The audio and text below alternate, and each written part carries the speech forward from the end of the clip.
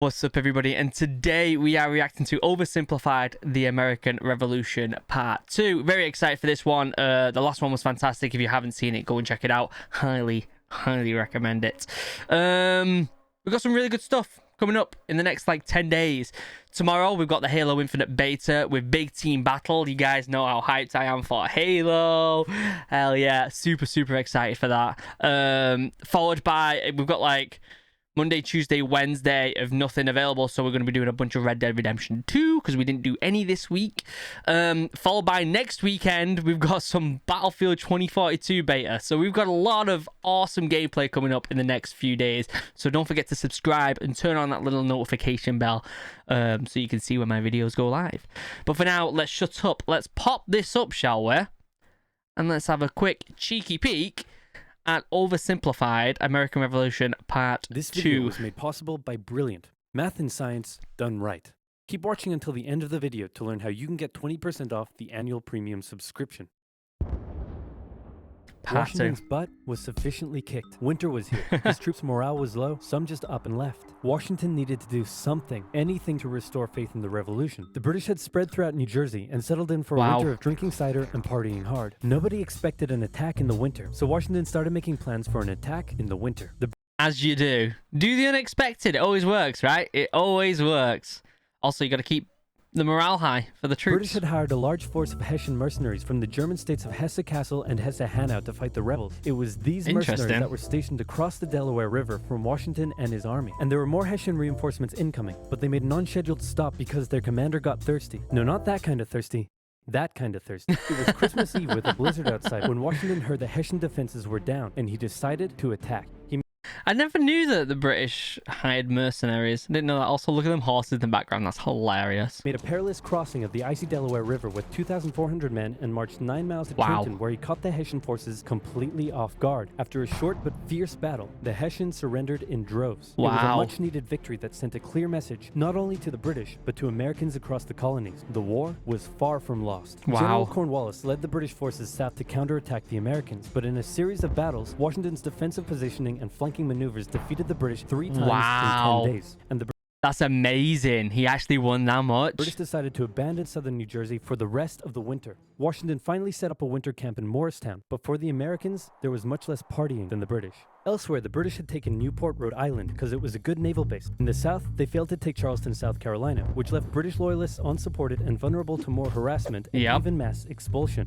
Congress sent Benjamin Franklin to France on a mission to convince them to join the war, and while the French generally loved any opportunity to hoodwink the Brits, they didn't want to join unless it was a sure win. So it's funny how there's a lot of I don't know, political talk. You always, when you think of the American Revolution, you think of just farmers and stuff fighting the Brits, but it wasn't just that, was it? There was a lot of politics. There were a lot of talking to the French, hiring from Germany, and all this weird stuff that you just don't expect.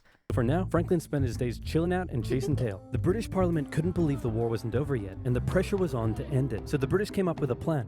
General Burgoyne in Montreal and General William Howe in New York would advance through the Hudson Valley and meet in the middle, splitting the colonies in two, and thus screwing over the American communication lines. Burgoyne began his movement south, and after taking Fort Ticonderoga quite easily, he then came across heavy American resistance. So he sent Howe a dingle-dongle asking if he'd be showing up anytime soon. Meanwhile, Howe had completely abandoned the plan and gone for all-out personal glory by capturing the American capital, Philadelphia. He defeated Washington and his army at Brandywine Creek by using the old hit him with a decoy and flank him from behind tactic. And Philadelphia was now in British hands, forcing Congress. So he completely abandoned it. Imagine if he didn't.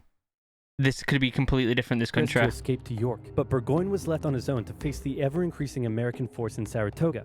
American General Horatio Gates teamed up with our old friend Benedict Arnold to deal one final blow to Burgoyne's army. Arnold wanted to take the fight to the British, but Gates wanted to wait for the British to come to them. After a heated debate, Gates, the senior officer, told Arnold to go to his room, but Arnold defied his orders, and at the Battle of Bemis Heights, he charged at the British and obliterated them. Great job, Horatio. By the way, what happened to that other guy who was in Saratoga? Who? Benedict Arnold. Never heard of him. Ouch. Hey, George, didn't I do a great job? Taking Philadelphia and all? Yeah. Didn't I? You're fired. Both Burgoyne and Howe returned to Great Britain, leaving British General Henry Clinton to take charge of the war. And the war was about to take a nasty turn, because with the victory at Saratoga, the French were finally ready to join the Americans. All right, Benny, we're in. Hey, isn't this kind of funny? You know, because you're a republic trying to overthrow an absolute monarchy, and I'm an absolute monarchy helping you? Like, could you imagine if your revolution inspired my people to revolt against me, and then they imprisoned me and all my family, and they chopped all of our heads off? Did they actually Could you do imagine? that? That's called foreshadowing. Did that actually happen? I didn't know that. Holy cow. Now in America, winter was here once again, which meant yet more disease, more starvation, Yeah. and even a little mutiny. After losing Philadelphia, Washington's job was again on the line. But suddenly, a Prussian guy with a very fancy name, hired by Benjamin Franklin, showed up out of nowhere and said, "Hey, I'm here to give your men a European military training." And train them he did. They learned how Wow. to shoot accurately, how to march in formation, where to poop and where not to, and strict punishments were handed out to any who didn't comply. Washington These animations are absolutely fantastic, aren't they? His army came out of the winter in 1778 a new and improved force, ready to take Philadelphia back from the British. In the end, though, they didn't have to. With the French entry into the war, the British ordered General Clinton to evacuate Philadelphia and consolidate all of the British forces in New York. So Washington sent Benedict Arnold to reoccupy and secure the city as he pursued the British through New Jersey on land, eventually finding a good opportunity to attack at Monmouth Courthouse. The battle took place on a sweltering hot summer's day, and as many soldiers died from heat stroke as they did from battle. In the Wow. end, after some incompetence/borderline treason from Washington's second in command, it was a draw. And in this war, a draw is kind of a victory for the Americans. Next Yeah. up, let's talk about Yeah. this guy. This is John Paul Jones. John Paul Jones is handsome, Scottish, and absolutely insane. When the war first What the? This broke out, guy. everyone was like, how did the colonies expect to stand up to the might of the British Navy with their meager fleet of converted merchantmen? Yep, try telling that to John Paul Jones. This guy sailed to the British Isles, somehow captured a British ship off the coast of Ireland, What? and brought it back to France. Then he returned, attacking more ships, raiding towns, and evading capture the entire time. These are basically What? pirate tactics. But hey, if it works, it works. In one incident, he captured a British ship and returned to a Dutch port without an official ensign because his was lost during the battle. That's a big no-no and can have you arrested as a pirate. The Dutch helped him out by quickly creating a design based on Benjamin Franklin's description of what the American flag should look like, and they entered it into their records as an official US flag. What they came up with looks pretty cool. The whole campaign probably played heavily on British morale and brought into What? question their ability to win the war. And fun fact, he was so cool that one of the towns he raided in 1778 gave him an official honorary pardon in 1999. What? This guy? What? I'd love to know more about this guy. Keep ripping in heaven, John Paul Jones. Oh, he didn't live for long though, did he? Like 40 something years. Holy cow. This guy sounds nuts. I love him. You're an angel now. What the Continental Navy was lacking in resources, though, the French entry into the war made up for. The French began with naval skirmishes in the English Channel, and they sent a large Classic. fleet to America, although it sustained a lot of damage in a storm off Rhode Island. The Americans were hoping for a bigger commitment from the French, so John Adams went to France to help Benjamin Franklin continue negotiations. Oh good, you're finally here. Check this out. Hey ladies, I'd like to fly you like a kite, because you're electrifying. Isn't this great? Is this what you've been doing? Yeah, why? We were sent here on a diplomatic mission to secure military support from France, not to philander with the locals. Wait, no, ladies, come back. Worst wingman ever. But the Americans would get some more help. The Dutch provided aid, although they never formed an official alliance. More significantly, though, the Spanish, who had already been providing aid, officially joined the war in June 1779. No one liked the British, did they? But that little island held its own. They would provide support in the Midwest and the Gulf Coast, campaigns that heavily impacted the Native American tribes in those areas. Both sides actually enlisted the help of Native American tribes throughout the war. That's the thing, like, no one's really talked about that yet. How the fact that there's all these, like, the British, the Americans, the French, and the Spanish all, like, doing all this stuff. What about the Native Americans? Like, holy cow, they must just be sat there like, this sucks for everyone. Like, you know what I mean? Like, sometimes that even sucks. pitting those tribes against each other. That's In the that's summer terrible. of 1779, after a series of raids against the Americans by the Iroquois, Washington organized an expedition that burned down more than 40 villages, forcing the tribes to relocate to Canada for British protection. And Wow. another group that shouldn't go unmentioned were African Americans, both free and enslaved. They joined both sides of the war, hoping to gain their freedom. But afterwards, many were simply returned to slavery, particularly those who had fought for the Americans. Despite owning tragic. slaves himself, Jefferson had written a condemnation of slavery in the Declaration of Independence, but out of fear of offending the southern colonies, this was removed from the final draft. For the same reason, the American Army stopped enlisting African American men in 1775, a policy that Washington, a slave owner himself, supported. But they were Wow. That's fucking dreadful. Absolutely dreadful. forced to reverse the policy after the British promised freedom to any slaves who joined them. In general, Yeah. you stood a better chance of gaining freedom if you fought for the British. However, Right. even those that left with the British after the war suffered mistreatment and discrimination I'm in sure their they new did. lives outside of America. Our good friend Benedict Arnold is now in charge of Philadelphia, having a good time, partying down with, and even marrying a member of the Philadelphia elite. The same elite that had partied down with the British when they controlled the city. And suddenly, the people of Philadelphia, including the state governor, started accusing Arnold of having pro-British sentiments. To keep the people happy, Washington wrote a letter rebuking Arnold, calling his conduct imprudent and improper, and that was too many ouchies for Benedict Arnold to handle.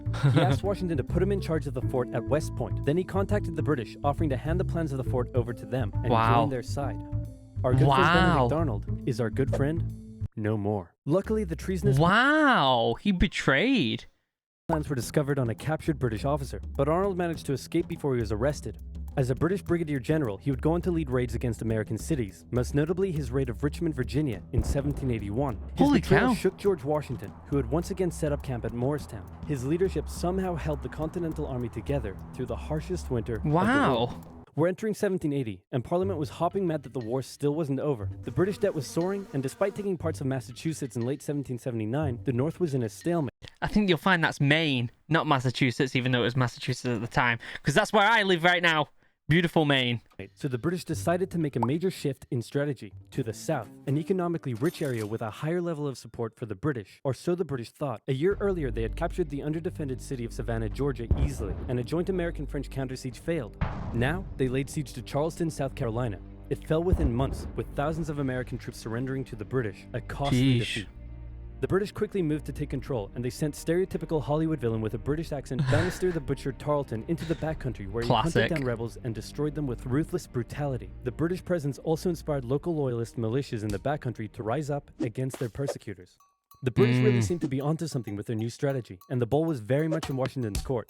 I'm gonna send my most loyal general, Nathaniel Greene, to the south to stop the British. Gonna have to overrule you there, George. We're sending hero of Saratoga and your biggest rival, Horatio Gates. Watch this, George. I'm gonna save the day again. Everybody will love me, and I'm gonna get your job. Here I go. And he got into one battle with Cornwallis, got annihilated, and ran away.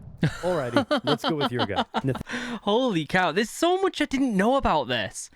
Like, there's so much. I mean, I kind of expected not to know this much, but it's so much more intricate than just...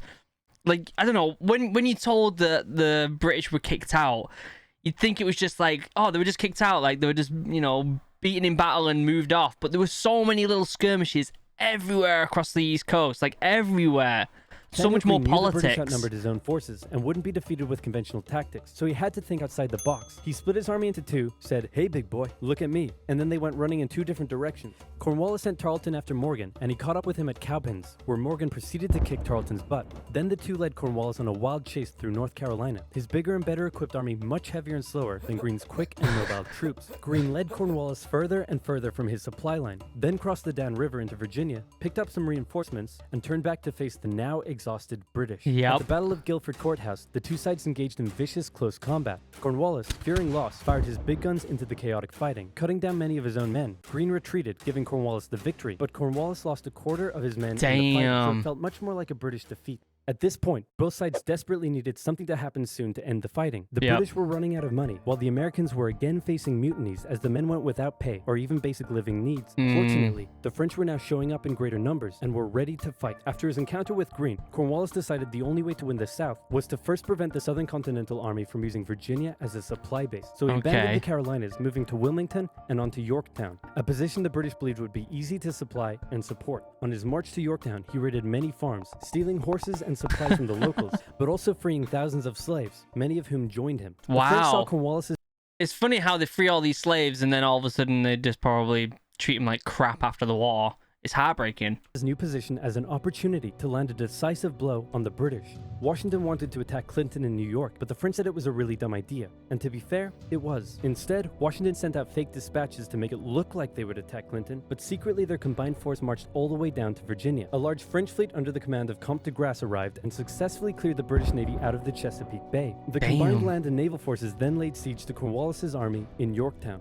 The American and French forces tightened in around the city, raining artillery down on Cornwallis. He desperately appealed to Clinton for aid, but Clinton was unusually chilled out about the whole thing. Cornwallis held out for nearly a month before he had no choice but to surrender. Over 7,000 British troops were captured, a crushing defeat. And with that, Parliament had reached the end of its rope. The war just wasn't...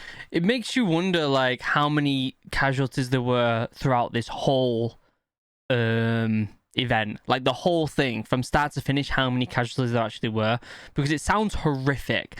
And the thing is, you talk about casualties during the actual war and like people fighting each other, but there's like indirect casualties as well, right? So all the supplies that they said they stole from farmers, like some of them farmers could have died like through the winter.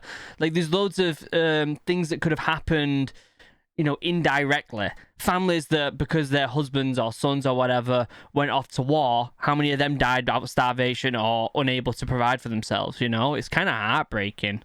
Worth it, and it needed to end now. The British still held New York, Charleston, and Savannah, but fighting between the two sides mostly ceased as peace negotiations opened up in Paris. The resulting treaty in 1783 saw Great Britain remove its troops from American soil, recognize U.S. independence, and cede territory up to the Mississippi River. In return, the Americans agreed to pay any debt still owed to Britain and gave fair treatment to any colonists who had remained loyal to the crown. The Spanish got Florida, while the French got an economic crisis that led to its own revolution a decade later. Washington retired to his home in Mount Vernon, wishing his men farewell by saying, "I most devoutly wish that your latter days may be as prosperous and happy as your former ones have been glorious and honorable." He hoped to live out the rest of his days in peace. But unfortunately for him, a number of people wanted him to be the first leader of the new country. And by a number of people, I mean literally everyone. The first election campaign in American history was basically a grassroots effort to convince Washington to accept the office. He was sworn in on April 30th, 1789, and he himself established many of the standards and limitations of what the American leader should be. First of all, there was debate on what he should be called. Is he a king? Is he our glorious leader? In the end, they went for a word that at the time was pretty modest.